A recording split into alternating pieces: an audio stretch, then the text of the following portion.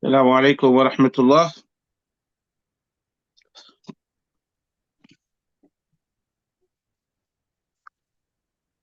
Vous êtes là? Oui. Oui, Le fait de passer le salam, ce n'est pas une Wa obligation. alaykoum salam wa Mais de dire rahmatullah. assalamu alaikum, c'est une obligation. C'est une obligation. Vous avez raison. Waalaikum salam wa rahmatullah. On est d'accord? Ouais. Ok. Alors, Bismillah ar-Rahman ar-Rahim. والصلاة والسلام على أشرف المرسلين سيد الأولين والآخرين وعلى آله وصحابته الغر الميامين ومن تبعهم بإحسان إلى يوم الدين. Alors, là, on est dans le cours de droit, le fiqh.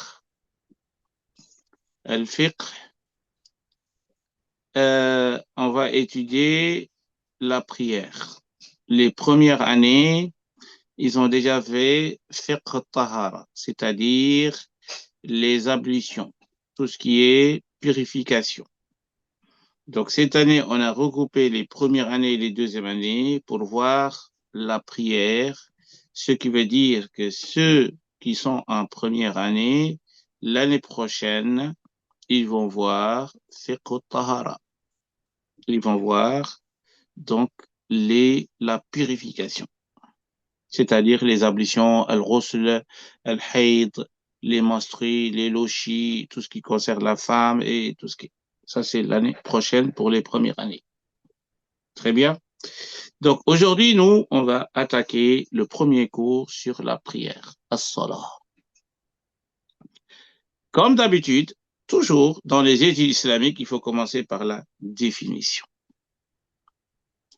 Et puis la légitimité. Et puis la genèse, s'il y en a, la genèse de cette science, comment la prière a été prescrite en islam, en quelle période, en quel moment la prière était une obligation religieuse. Alors, définition. Étymologiquement, alors, une chose qui est importante, vous avez remarqué même, depuis que vous suivez mes cours, que tout ce que je dis n'est pas dans le syllabus. Le syllabus est un support, qu'un petit support. Ce que moi je vais développer est beaucoup plus intéressant, beaucoup plus riche que ce qui se trouve dans le syllabus. Ce qui veut dire qu'il faut vraiment noter tout ce que vous ne voyez pas, il faut le noter. C'est très important. Vous allez le voir tout de suite. Étymologiquement, le vocable salat, en arabe, as-salat ou salat, a deux significations linguistiques. Ici, dans le syllabus, il a mis que un. Moi, je rajoute, il y a deux significations linguistiques. Je parle bien de la langue. Là, on n'est pas encore dans la religion. On parle de salat dans la langue arabe, indépendamment de la religion. On n'est pas encore dans le fiqh. On est le mot arabe que les Arabes utilisaient il y a des siècles et des siècles avant l'islam. Ils utilisaient le mot salat. Le mot salat existait. Et qu'est-ce que signifie le mot salat chez eux? C'est ça la question. Alors, si tu ouvres le dictionnaire arabe, tu le consultes, tu lui dis le mot salat signifie quoi en arabe? Que en arabe. Je ne veux pas savoir religion ou quoi que ce soit. Seulement en arabe, qu'en arabe dit salat, ça signifie quoi? Très bien. Deux sens. La première, ou le premier sens, c'est ad-du'a. La prière signifie invocation. Prière. Comme on dit, prière. En français, on dit prière. Donc, salat signifie dua, invocation, prière, faire des prières. C'est ça que ça veut dire. Et ce sens-là, on le trouve, regardez bien, dans la sourate 9, At-Tawbah, verset 4, verset 103. Qu'est-ce qu'Allah dit? Vous ouvrez vos Corans, s'il vous plaît. Sourate 9, verset 103. خذ من أموالهم صدقة.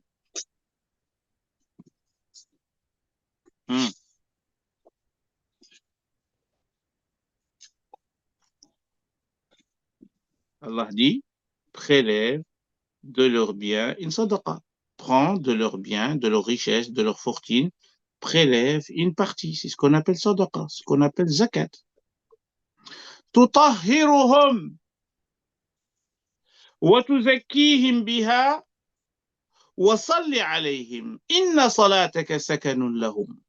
Allahu akbar. Takbir. Takbir. Allahu Akbar. Masha'Allah. Le Coran, il est fort. Ah oui. Khudh min amwalihim sadaqa. Prélève de leurs biens une sadaqa. Une sadaqa ici signifie zakat. Parmi les noms de zakat, on dit sadaqa. Chaque zakat est une sadaqa, mais chaque sadaqa n'est pas zakat, forcément. D'accord? On est d'accord. Chaque zakat est une sadaqa, mais chaque sadaqa n'est pas forcément zakat. Prélève de leurs biens une partie. Tutahhiruhum wa tuzakkihim biha. Par ce prélèvement, tu vas les purifier et tu vas les nettoyer de tout péché. Le zakat que l'on prélève t'enlève des péchés, tu purifies ton cœur. Mais Allah dit au prophète, au-delà de l'effet de la zakat, au-delà de l'effet, toi, tu as un devoir envers eux. C'est quoi? C'est d'invoquer pour ces gens-là qui prélèvent la zakat. Allahu Akbar. Wa salli alayhim. Ça ne veut pas dire attendre qu'ils meurent et que tu pries sur leur corps. Non, non, non, non, non. Wa salli alayhim, c'est-à-dire invoque pour eux qu'Allah mette de la baraka dans leur bien. Qu'Allah purifie leur cœur. C'est ça que ça veut dire. Wa salli alayhim. Inna salataka sakanun lahum. Car ta prière va les rassurer, va leur procurer un apaisement et une tranquillité de l'esprit. Assez fort. C'est très fort le Coran. Wa salli alayhim. Wa salli alayhim.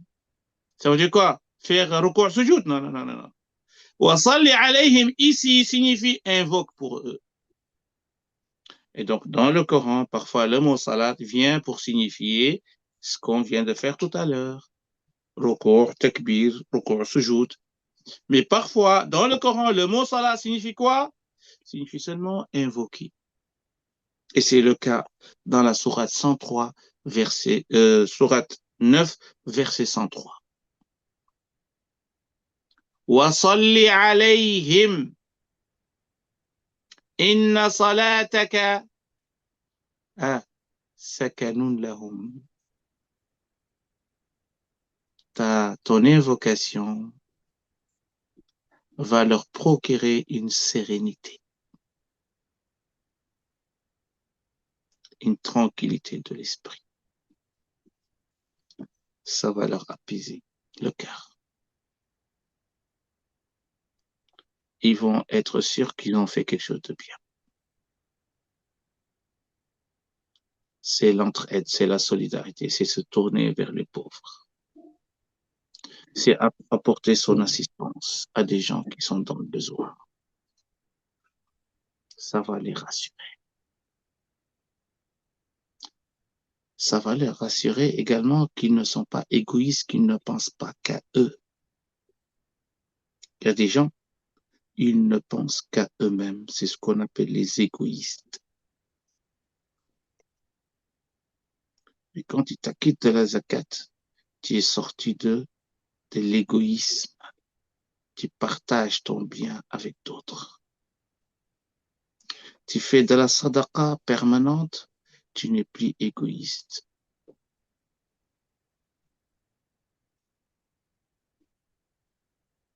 tu aides, tu soutiens, tu as un cœur compatissant, tu as un cœur généreux. Allah dit wa salli alayhim. Invoque pour eux, ils le méritent. Et donc ici, le premier sens linguistique du mot salat, c'est la prière. C'est la prière, c'est l'invocation. Le deuxième sens de la prière, c'est as-sila.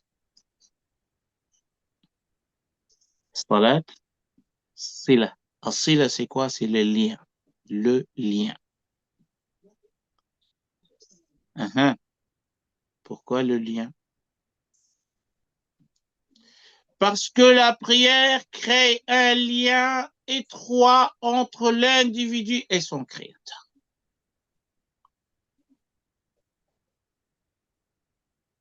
Quand c'est l'heure,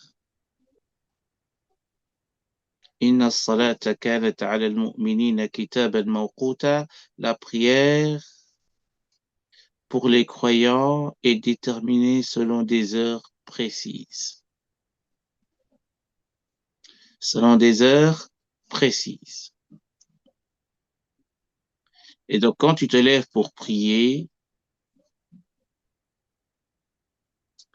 sache que tu es en train de créer un lien avec Allah. Tu avais un lien avec ton commerce, tu avais un lien avec ton boulot, tu avais un lien avec ta famille, tu avais un lien avec la société. Maintenant, tu veux créer un lien vertical avec Allah. Pendant 5 minutes, tu marques une pause. Tu arrêtes les affaires de dunya et tu établis ce lien, cette connexion avec Allah. C'est cela, la prière. C'est pas parce que j'ai été le jami', j'ai prié et je suis sorti. C'est bien, j'ai fait mon devoir. Tu n'as rien pigé. Tu n'as rien compris. La prière, c'est établir un lien. Tu vois, quand tu sors de chez toi, tu vas aller voir un copain ou une copine. Et tu viens chez eux ou chez elle ou chez lui et que vous vous alliez, vous vous embrassez. Il te fait du thé. Tu t'assieds, vous discutez. Au moment où tu rentres, il va dire, reste encore, s'il te plaît. Allez, c'est pas encore l'heure. Allez, reste, on discute, on parle. C'est ça, la prière, en fait. C'est cela. Tu es avec ce copain, t'as pas envie de le quitter. Parce que c'est agréable de rester, de parler, de palabrer, de discuter, de papoter. Mais c'est ce que tu fais avec Allah. Tu dis Allahu Akbar. Bismillahirrahmanirrahim. Alhamdulillahi Rabbil Alamin. Wow, wow. Tu es en train de créer un lien. Tu es en train de faire des éloges sur Allah. Tu es en train de magnifier, de glorifier sa majesté.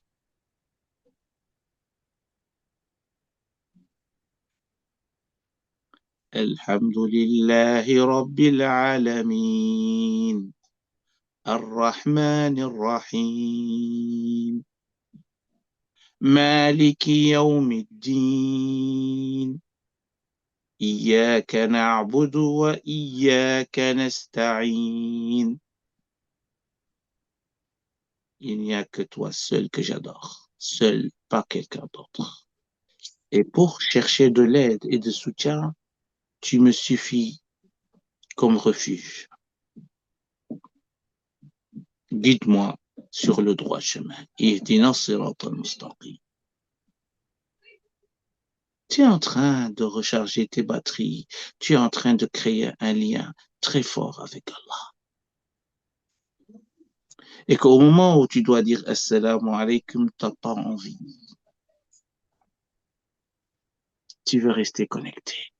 Tu es bien à l'intérieur. Tu es apaisé.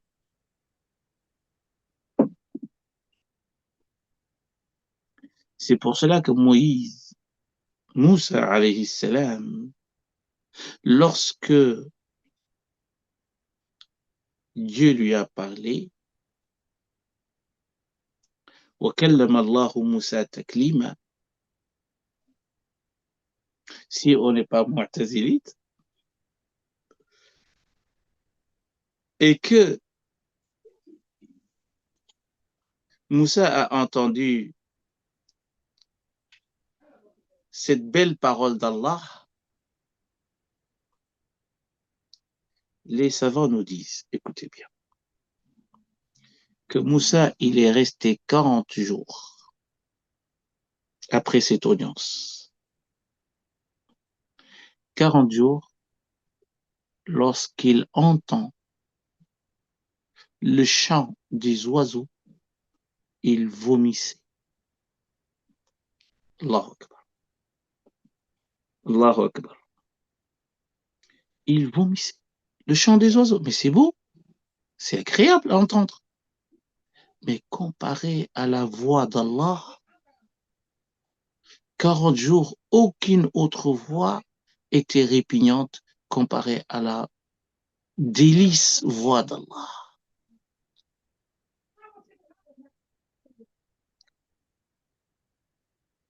Allah nous parle.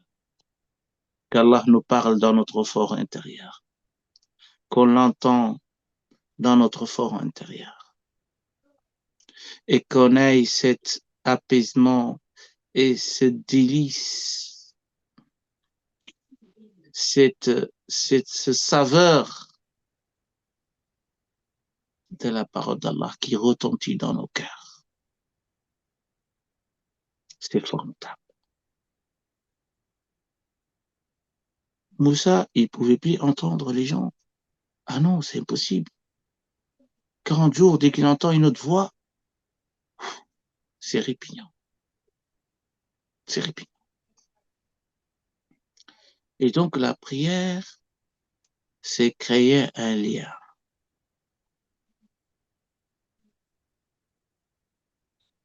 C'est renouer avec Allah. Après chaque activité intense dans la vie quotidienne. Ou avant. Tu dors, tu te réveilles à l'aube, début de la journée. La noirceur de la nuit disparaît et la clarté du jour arrive. Tu fais 2 rak'at pour nouer ta relation avec Allah. Tu m'as préservé pendant toute une nuit et pourtant tu pouvais me retirer mon âme quand j'étais dans mon profond sommeil. Tu me l'as quand même laissé. Je me suis réveillé. Je fais 2 rak'at pour renouer le lien avec Allah. Je sors de la maison, je vais au boulot. À midi, c'est pause. Je renoue mon lien avec Allah. Je termine le boulot à 16 heures. Je rentre à la maison. C'est l'Asr. Je renoue mon lien avec Allah. Je vais au sport, ou je fais des courses. Je reviens avant le Maghrib. Je rentre à la maison. Je renoue mon lien avec Allah. Avant d'aller dormir, j'ai fini ma journée. Je clôture en renouant mon lien avec Allah. C'est formidable, non? Oui, tout à fait. Oui, c'est formidable. Formidable. Cher, C'est bon, formidable. j'ai une question quand même. Oui, En fait, je reviens encore sur la question où a parlé à Moussa, en fait. Peut-être que j'ai loupé la partie, mais j'aimerais savoir vraiment, parce que quand vous étiez en train d'expliquer c'est-à-dire l'anthropomorphisme, là, cette question-là, franchement, ça m'a plongé vraiment dans une réflexion où je peux donner raison à d'autres personnes, comment dirais-je, au Mu'tazilites, mais j'aimerais comprendre exactement à travers quoi Allah a parlé à Moussa. Est-ce que par des signes ou bien vraiment avec la voix, comme c'est ce que peut-être que j'ai loupé l'explication. le problème, c'est qu'on ne sait pas le comment. Tout ce qu'on sait, c'est que Allah nous a dit, il a parlé avec Moïse. Ok, On a ok. reçu une information. Maintenant, avec cette information, elle a été traitée et comprise de manière différente par les savants. D'autres Ok, disent qu'il lui a parlé. Ce qu'on entend par parler, c'est ce qu'on sait de parler. C'est quoi parler? C'est avec des mots et des phrases, des sons, n'est-ce pas?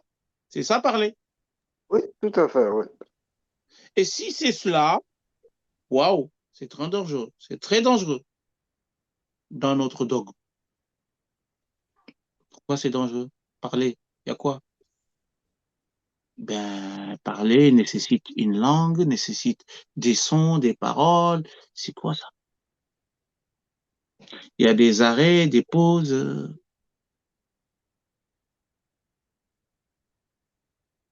Est-ce qu'on peut dire qu'Allah, il a une langue, il a des dents? Vous voyez toutes les conséquences quand tu dis que Dieu parle. Selon notre entendement humain.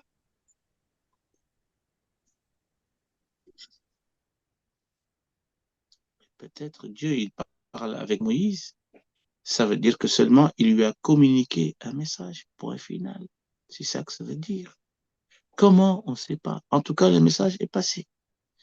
C'est comme si je te dis, j'étais écrit une lettre. Avant l'Internet, avant l'informatique, écrire une lettre et envoyer une lettre à quelqu'un, ça veut dire quoi? Ça veut dire que écrire sur un papier, envoyer par la poste, arriver chez la personne, c'est ce qu'on sait, nous, d'écrire une lettre et de l'envoyer. Mais aujourd'hui, on a une autre notion d'écrire une lettre à quelqu'un.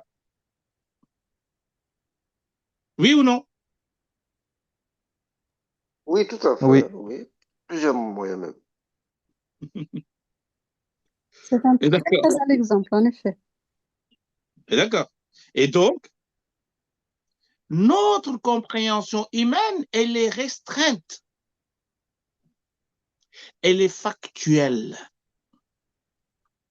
Est-ce que notre compréhension, on a le droit de l'attribuer à Allah? Lui qui nous dit, lui qui ne ressemble à rien de la création. Tout ce qui te passe dans l'esprit, je suis différent de ça.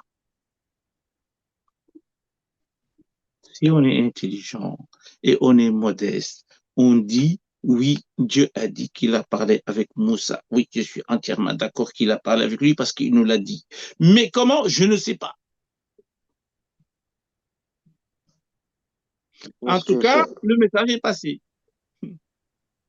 Mais dès qu'on rentre dans le comment et le pourquoi, et là, ça pose problème. Et malheureusement, c'est ce que les savants ont fait. Ils sont entrés dans le comment. Les pieux prédécesseurs, beaucoup disaient Amirruha kama ja'at. Lisez le verset et ne faites pas de commentaires.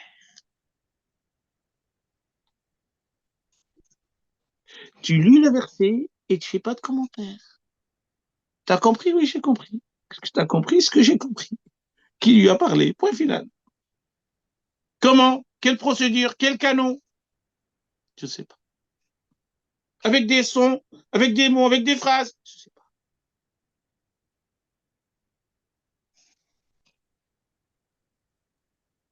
Ça, c'est très bien compris, c'est dans ce sens-là. Mais maintenant, les savants, bon voilà, comme vous avez dit tout à l'heure, qu'après 40 jours, Moussa, quand il entendait d'autres voix, il vomissait. Voilà pourquoi ma question était venue. Ça veut dire, ben, il a dû attendre quelque chose. C'est comme si je te dis, Euh, le premier jour où j'ai rencontré mon épouse, 40 jours après, quand je vois une femme, elle est laide pour moi. Ça veut dire quoi? bon, il y a des femmes parmi nous, hein, donc, Ça veut dire quoi? Ça veut dire quoi? Ça veut dire quoi pour toi? c'est difficile à répondre, monsieur. Monsieur, moi. Mais ça veut dire tout simplement qu'elle était tellement belle que toutes les autres n'arrivaient pas à la cheville, tout simplement. Maintenant, de quelle beauté je parle? Belle question. Beauté interne ou Est-ce que beauté externe, vous physique? voyez? Est-ce que beauté intérieure? Ça, vous Est-ce que... seul, cher, le savez. Ok, donc maintenant, Allah, il a parlé avec Moïse, mais de quel canal?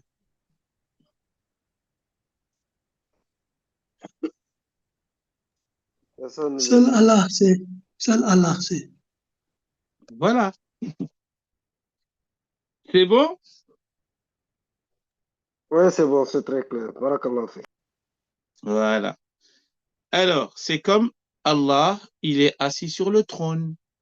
Une question que les jeunes d'aujourd'hui, dans les réseaux sociaux, subhanallah, il y a quelques jours, j'étais dans un mariage, je suis dans une autre atmosphère, il y a deux jeunes qui m'appellent. Je ne sais pas d'où ils ont trouvé mon téléphone.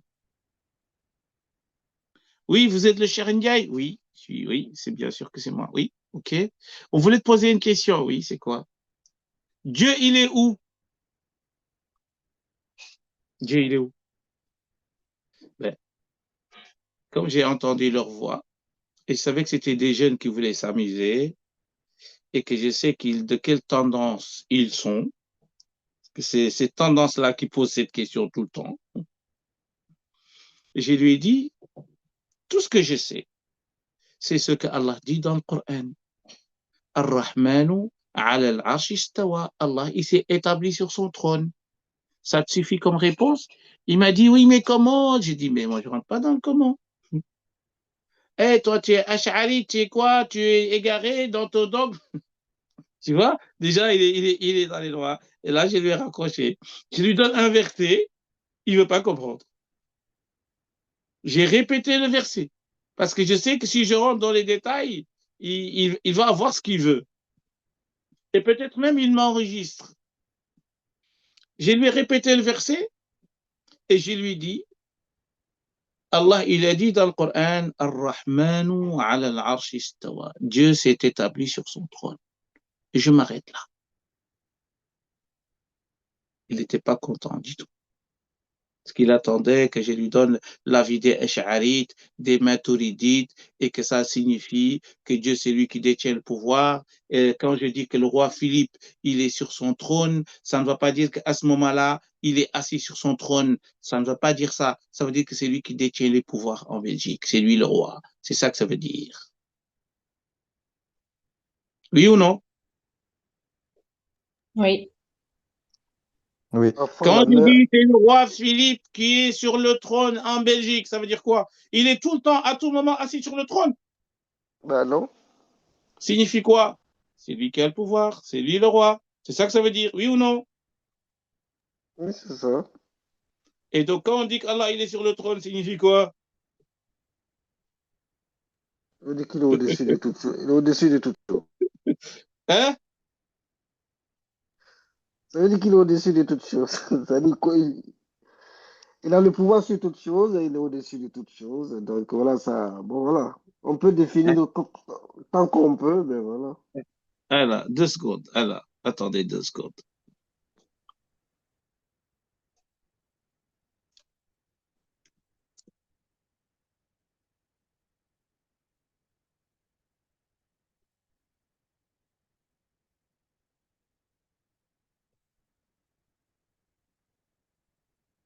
La ilaha illallah.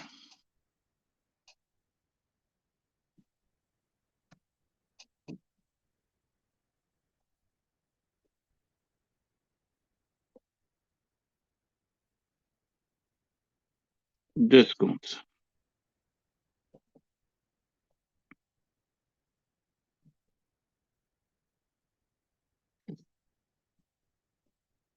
Il y a quelqu'un qui m'a merdé ici.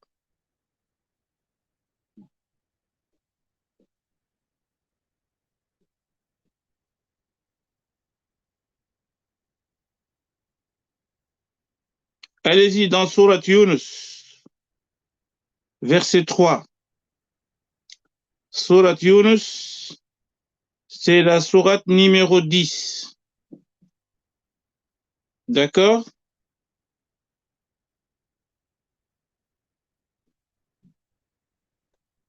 Vous y êtes?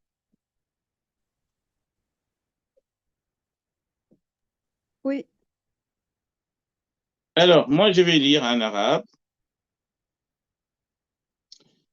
إن ربكم الله الذي خلق السماوات والأرض في 6 أيام ثم استوى على العرش يدبر الأمر ما من شفيع إلا من بعد إذنه ذلكم الله ربكم فاعبدوه أفلا تذكرون. Fatima, bismillah, en français. Oui. Bismillahirrahmanirrahim. Votre Seigneur est Allah qui créa les cieux et la terre en 6 jours. Attends. Donc là, il nous a dit que votre Seigneur, c'est qui? C'est Allah. C'est lui qui a créé les cieux et la terre. Maintenant, continue. Puis s'est établi, istawa, sur le trône. Et puis, il s'est établi sur son trône. Et puis, administrant toutes choses. Administrant toutes choses. Dieu a créé le monde, c'est ça, créé les cieux et la terre. Il détient tous les pouvoirs parce qu'il est sur son trône, c'est lui le roi du monde. Et puis, il administre toutes choses. Ça veut dire qu'il a le pouvoir, il dirige toutes choses. Le roi Philippe a créé la Belgique. C'est pas lui, hein, mais on va dire ça comme ça. Et maintenant, il a créé la Belgique, il a divisé les régions et il s'est mis sur son trône. Et c'est lui qui administre tout le pouvoir de la Belgique. Ça veut dire qu'il est tout le temps assis? Non. C'est vrai. S'il veut administrer, il n'a qu'à bouger. Hein. Il doit le signer là, il doit aller faire ça. Donc, ce qui veut dire qu'il y a certains qui disent que s'établir sur le trône, c'est une métaphore qui signifie c'est lui qui détient tous les pouvoirs et c'est lui qui administre tout. C'est ça que ça veut dire. Il y en a qui disent non. Dieu a dit qu'il s'est établi sur le trône, on ne va pas chercher midi à 14h. On ne va pas dire que c'est une métaphore. On va dire qu'il s'est établi sur son trône. Point barre. Point final. Comment? On ne sait pas. Pour moi, les deux, ils ont raison. Je dis bien pour moi.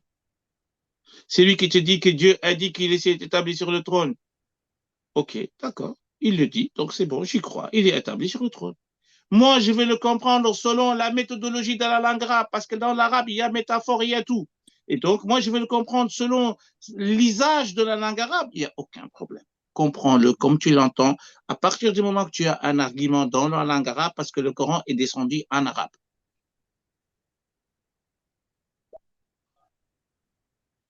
On est d'accord? Oui. Si je vous dis, ce vendredi passé, j'ai vu un lion sur le minbar, ça veut dire quoi? Ça veut dire que l'imam, il était très... Un pétard. C'était Cheikh Ndiaye. Voilà. Est-ce que dans la langue arabe, on comprend que c'était vraiment un lion qui venait donner le sermon? Mais non, clairement, non. Et ça, c'est l'usage de la langue arabe. Ça fait partie de l'arabe. Les Arabes, ils parlent comme ça. لقد رأيت أسدا يخطب على المنبر. C'est l'arabe qui parle comme ça.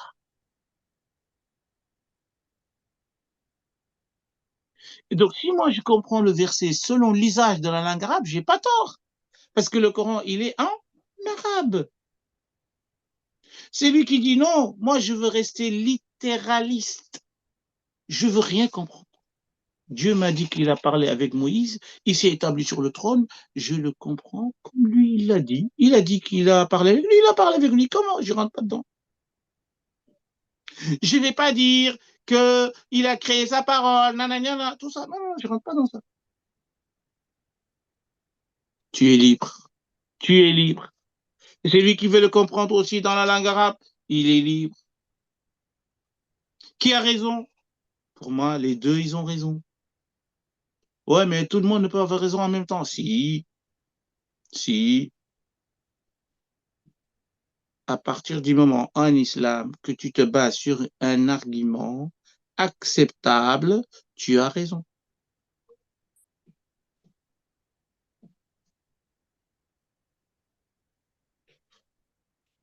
Ad-dalil.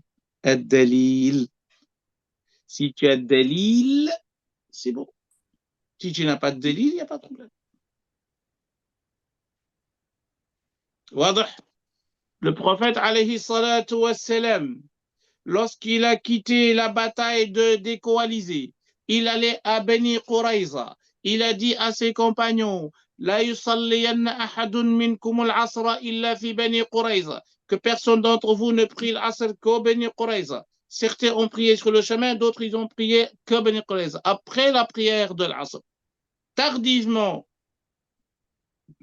tous les deux groupes sont venus. Chaque groupe pensait qu'il avait raison. Oui ou non? Nous, on a cru que tu voulais seulement nous dire dépêchez-vous, mais l'heure de la prière, c'est l'heure de la prière. Et alors, nous, on prie, hein. Là, on prie. On s'arrête, on prie, puis on continue. D'autres, ils ont dit non, non, non, non. Nous, on a pris le prophète au mot. Il a dit là-bas, là-bas. Point final. On ne veut rien comprendre. Même si on arrive à minuit, l'asr, on prie l'asr à minuit.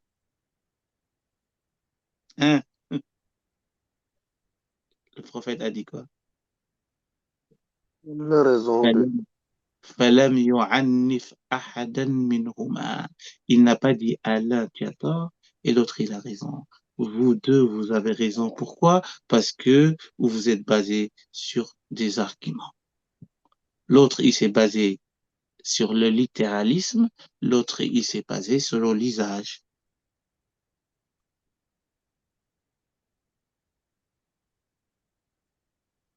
Selon l'usage de la langue. واضح? C'est bien clair ou pas? Oui, c'est bien très clair. clair. Très clair. Très clair. Oui, c'est Très clair. bien.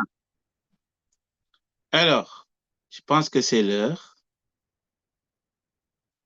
L'heure, c'est l'heure. Avant l'heure, c'est pas l'heure. Après l'heure, c'est pas l'heure. L'heure, c'est l'heure. Et donc, je vous dis assalamu alaikum wa rahmatullahi ta'ala wa barakatuh.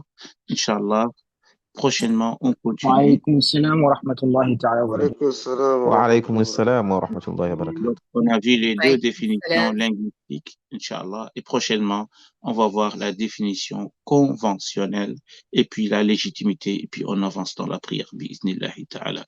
Barakallahu fina wa fikum. Wassalamu alaikum wa rahmatullahi ta'ala wa barakatuh.